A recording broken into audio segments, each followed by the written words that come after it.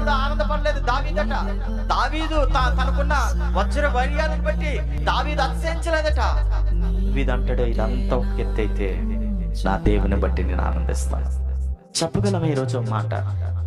చెప్పగలమా? మన జీవితంలో ఎన్నిసార్లు మన మాటల ద్వారా అతిశయం రావట్లేదు చెప్పండి? ఎన్నిసార్లు మనం ఇతరులతో మాట్లాడుతున్నాం? అట్లీస్ట్ మన సంఘ బిడ్డలతో మాట్లాడినప్పుడు ఎన్నిసార్లు గర్వంగా మనం మాట్లాడాలి చెప్పండి? అట్లీస్ట్ మన కొలీగ్స్ తో కూడా మాట్లాడినప్పుడు ఎంత అతిశయమైన మాటలు మనం మాట్లాడాలి చెప్పండి? నీ గుండెల మీద చేసుకొని చెప్పి ఎప్పుడు నాకేంటి అనే మాట ఎన్నిసార్లు నువ్వు పలుకుతున్నావు? దేన్ని బట్టి మనం అతిశయించడానికి అధికారం ఉంది? మహిమగల దేవుడు ఆయనే సామాన్యుడిగా భూమి మీదకి వస్తే మనం దేన్ని బట్టి అతిశయించాలి? నిజంగా ఆత్మ నడిపింపు నీలో ఉంటే నీలో అతిశయమైన మాటలు రావు.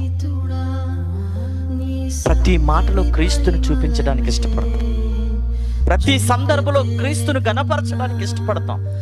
ప్రతి సందర్భంలో దేవుడు నన్ను ఈ స్థాయిలో ఉంచాడే అని గర్వంగా మనం మాట్లాడాలి. ముందు వెనక ముందు వెనక ముందు వెనక యేసు యేసు యేసు యేసు యేసు యేసు అదే మనం పలకాలి. అంతకు మించి మరొక పాట